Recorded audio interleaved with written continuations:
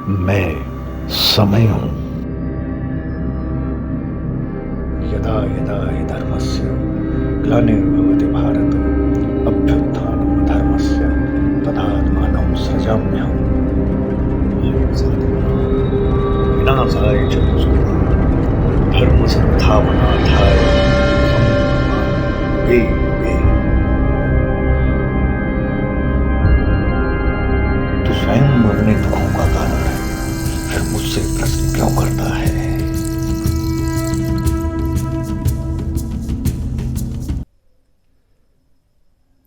ओम श्री परमात्मने नमः। हमारा गुरु भगवान को नमन है, वंदन है। सभी भक्तों को, सभी संतों को हमारा अनुराग भरा वंदन है, अभिनंदन है। गीता का 14वां अध्याय, प्रथम श्लोक। इसमें 27 श्लोक हैं।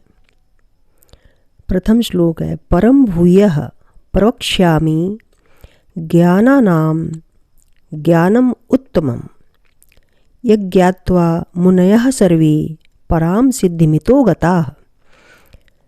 इस प्रकार प्रथम श्लोक में भगवान अर्जुन से कह रहे हैं कि हे अर्जुन, ज्ञानों में भी अति उत्तम परम ज्ञान को मैं फिर से तेरे लिए कहूँगा, जिसको जानकर सब मुनिजन इस संसार से मुक्त होकर परम सिद्धि को प्राप्त हो गए हैं।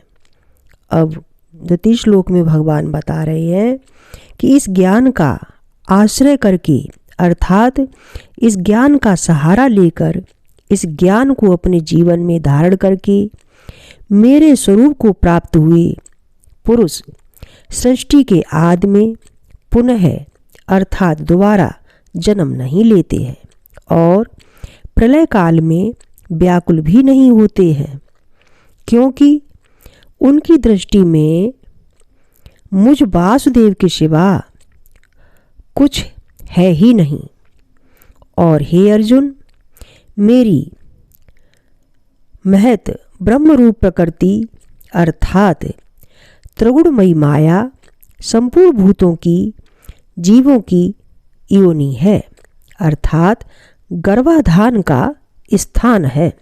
और मैं उस योनि में चेतन रूप बीज को स्थापन करता हूँ। उस जड़ चेतन के संयोग से सब भूतों की उत्पत्ति होती है। हे अर्जुन, नाना प्रकार की सब योनियों में जितनी मूर्तियाँ अर्थात शरीर उत्पन्न होते हैं, उन सब की त्रिगुणमयी माया तो गर्भ को धारण करने वाली माता है, और मैं बीज को स्थापन करने वाला पिता हूँ।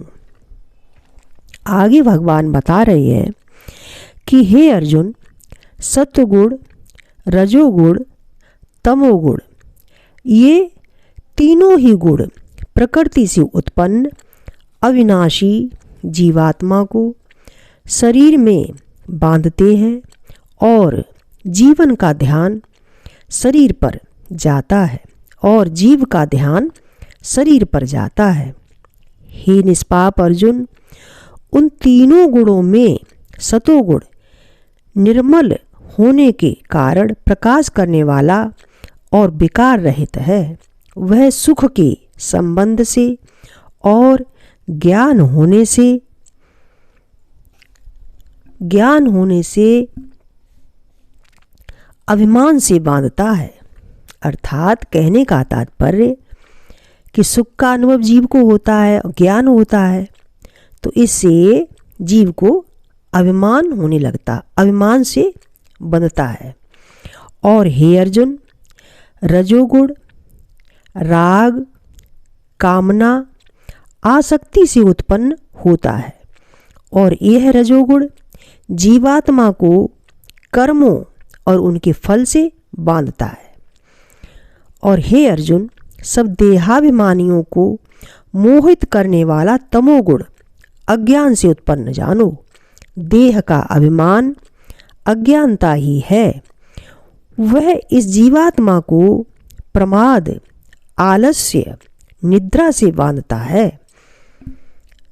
अब 9वें श्लोक में आगे भगवान अर्जुन से कह रहे हैं कि हे अर्जुन, सतोगुण सुख में लगाता है, रजोगुण कर्म में लगाता है, तमोगुण ज्ञान को ढक देता है और प्रमाद में लगा देता है। हे अर्जुन, रजोगुण और तमोगुण को दबा करके जब सतोगुण प्रधान होता है और सतोगुण अपना कार्य आरंभ कर देता है, तब जीव उस समय में शरीर, इंद्रिय और अंतःकरण में प्रकाश, विवेक, वैराग्य आदि के बढ़ जाने से कार्य भी विवेक युक्त करता है और शांत एवं सुख का अनुभव करता है। और जब सतोगुण तमोगुण को दबाकर रजोगुण प्रधान हो जाता है, तब रजोगुण अपना कार्य प्रारंभ कर देता है। जैसे अंतःकरण में चंचलता आ जाती है, अशांति, लोभ, भोग वासना, नाना प्रकार के कर्मों में जीव प्रवृत्त हो जाता है और सतोगुण बढ़ जाने के कारण,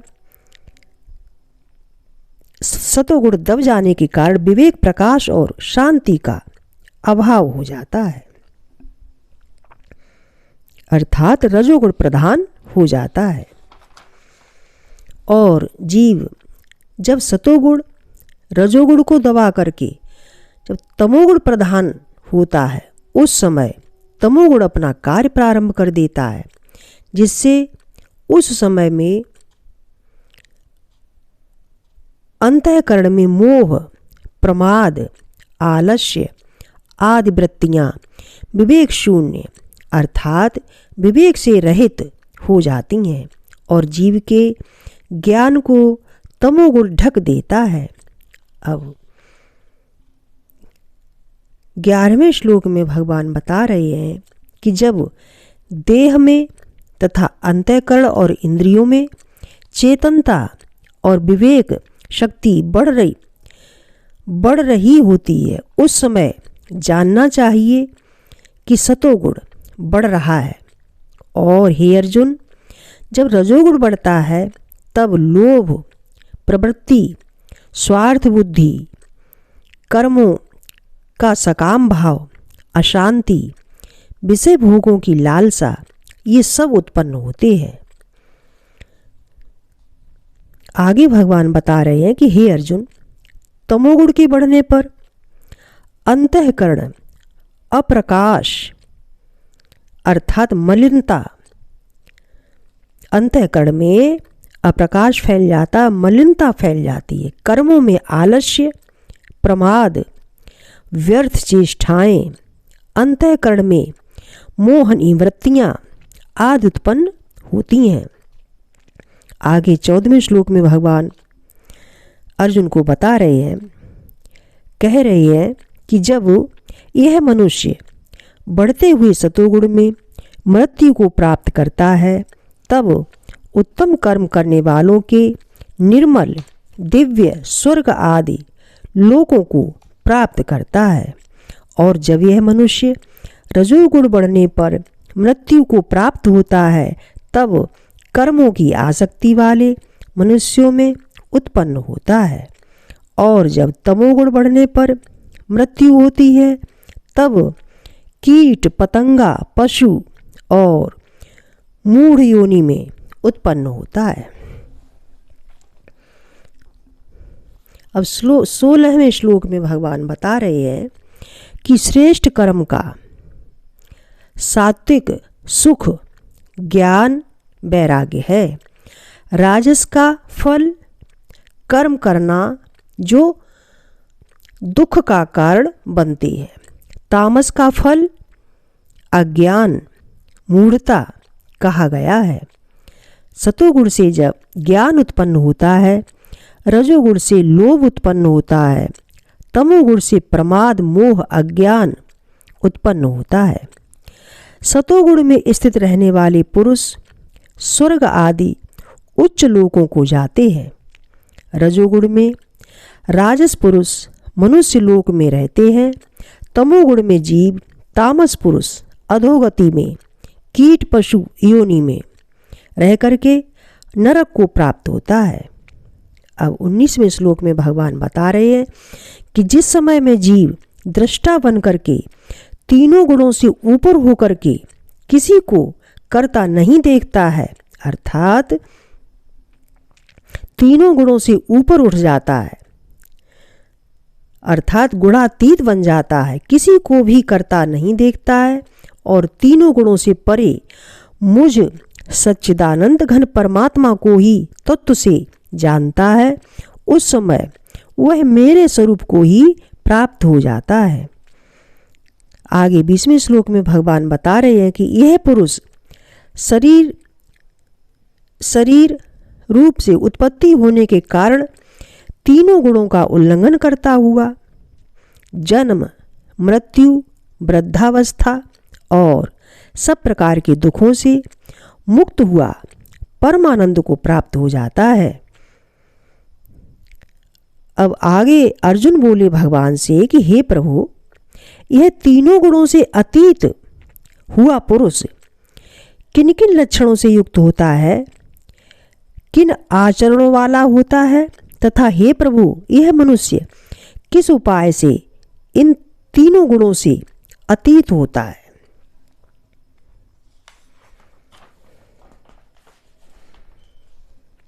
श्री भगवान बोले कि हे अर्जुन, जो पुरुष सतोगुण के कार्य रूप प्रकाश को, रजोगुण की कार्य रूप प्रवृत्ति को, तमोगुण कार्य रूप मोह में न तो इनमें प्रवृत्ति ही होता है और न ही इनसे द्वेष ही करता है और न ही उनकी आकांक्षा रखता है, और जो साक्षी के समान अर्थात स्वयं दृष्टा बनकर स्थित हुआ गुणों के द्वारा विचलित नहीं होता है, अर्थात सावधान रहता है और गुणों में बरतते हैं ऐसा समझता हुआ सच्चिदानंद घन परमात्मा में स्थित रहता है और कभी भी विचलित नहीं होता है, और जो निरंतर आत्मभाव में स्थित दुख सुख को समान समझने वाला मिट्टी पत्थर सोना में भी समान भाव वाला ज्ञानी, प्रिय तथा अप्रिय को एक समान मानने वाला, अपनी निंदा स्तुति में भी समान भाव वाला है, और जो मान और अपमान में सम है, मित्र और बैरी में सम है, संपूर्ण कर्मों में कर्तापना के अभिमान से रहित है, वह पुरुष गुणातीत कहा जाता है। जो पुरुष अव्यभिचारी है, अर्थात व्यभिचार रहित है और भक्ति योग के द्वारा मुझ सच्चिदानंद घन परम ब्रह्म को प्राप्त करने योग्य बन जाता है। अब 27वें श्लोक में भगवान बता रहे हैं कि उस अविनाशी परम ब्रह्म और अमृत का, नित्य धर्म का और अखंड एक रस आनंद का आश्रय मैं ही हूँ। इस प्रकार गीता का 14वां अध्याय विश्राम। आगे 14वें अध्याय का महात्म्य।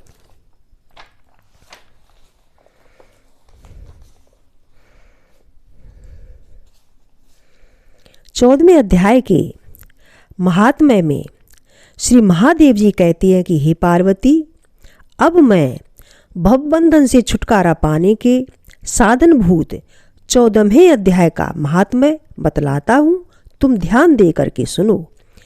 सिंघल द्वीप में विक्रम वैताल नामक एक राजा थे, जो सिंह के समान पराक्रमी और कलाओं के भंडार थे। एक दिन वे शिकार खेलने के लिए उत्सुक होकर राजकुमारों सहित 2 कुतियों को साथ लिए वन में गए। वहां पहुंचने पर उन्होंने तीव्र गति से भागते हुए खरगोश के पीछे अपनी कुतियां छोड़ दी। उस समय सब प्राणियों के देखते देखते खरगोश इस प्रकार भागने लगा मानो कहीं उड़ गया हो। दौड़ते दौड़ते बहुत थक जाने के कारण वह एक बड़ी खंदक अर्थात गहरे गड्ढे में गिर पड़ा। गिरने पर भी वह कुतिया के हाथ नहीं आया और उस स्थान पर जा पहुंचा जहां का वातावरण बहुत ही शांत था। वहां हिरन निर्भय होकर के सब और वृक्षों की छाया में बैठे रहते थे। बंदर भी अपने आप टूटकर गिरे हुए नारियल के फलों, पके हुए आमों से पूर्ण तृप्त रहते थे। वहाँ सिंह हाथी के बच्चों के साथ खेलते और सांप निडर होकर के मोर की पंखों में घुस जाते थे। उस स्थान पर एक आश्रम के भीतर वत्स नामक मुनि रहते थे, जो जितेंद्रिय एवं शांत भाव से निरंतर गीता के 14वें अध्याय का पाठ किया करते थे। आश्रम के पास ही वत्स मुनि के किसी शिष्य ने अपना पैर धोया था। ये भी 14वें अध्याय का पाठ करने वाले थे। उसके जल से वहाँ की मिट्टी गीली हो गई थी। खरगोश का जीवन कुछ शेष था। वह हांफता हुआ आकर और उसी कीचड़ में गिर गया। उसके स्पर्श मात्र से ही खरगोश दिव्य विमान पर बैठ कर के स्वर्गलोक को चला गया। फिर कुतिया भी उसका पीछा करती हुई आई और वहाँ उसके शरीर में भी कुछ कीचड़ के छींटे लग गए। फिर भूख प्यास की पीड़ा से रहित होकर के कुतिया का रूप त्याग करके उसने दिव्यांगना का रमणीय रूप धारण कर लिया तथा गंधर्वों से सुशोभित दिव्य विमान पर आरूढ़ होकर के वह भी स्वर्गलोक को चली गई। यह देख करके मुनि के मेधावी शिष्य स्वकंधर हंसने लगे और उन दोनों के पूर्व जन्म के बैर का कारण सोच करके उन्हें बड़ा विस्मय हुआ था। उस समय राजा के नेत्र भी आश्चर्य से चकित हो उठे। उन्होंने बड़ी भक्ति के साथ प्रणाम किया और प्रणाम करके पूछा कि हे विप्रवर, नीच योनि में पड़े हुए दोनों प्राणी कुतिया और खरगोश ज्ञानहीन होते हुए भी जो स्वर्ग में चले गए, इसका क्या कारण है? इसकी कथा सुनाइए। शिष्य ने कहा, हे भूपाल, इस वन में वत्स नामक ब्राह्मण रहते हैं। वे बड़े जितेंद्रिय महात्मा हैं। गीता के 14वें अध्याय का सदा जप किया करते हैं। मैं उन्हीं का शिष्य हूँ। मैंने भी ब्रह्म विद्या में विशेषज्ञता प्राप्त की है और गुरु जी की ही भांति मैं भी 14वें अध्याय का प्रतिदिन जप करता हूँ। मेरे पैर धोने के जल में लौटने के कारण यह खरगोश कुतिया के साथ ही स्वर्गलोक को प्राप्त हुआ है। अब मैं अपने हंसने का कारण तुम्हें बताता हूँ। महाराष्ट्र में प्रत्युद्धक नामक महान नगर है। वहाँ केशव नाम का एक ब्राह्मण रहता था, जो कपटी मनुष्यों में अग्रगण्य था। उसकी स्त्री का नाम विलोभना था। वह स्वच्छंद विहार करने वाली थी। इससे क्रोध में आकर जन्म भर के बैर को याद करके ब्राह्मण ने अपनी स्त्री का वध कर डाला और उसी पाप से उसको खरगोश की योनि में जन्म लेना पड़ा। ब्राह्मणी भी अपने पाप के कारण कुतिया बनी।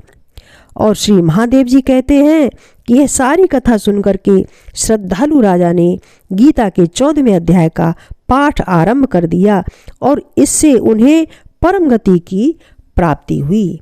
इस प्रकार गीता के 14वें अध्याय 14वें महात्म्य का विश्राम। ओम श्री परमात्मने नमः। श्री राधे श्री राधे श्री राधे। हमारा सभी भक्तजनों को, सभी संतजनों को अनुराग भरा वंदन है, अभिनंदन है।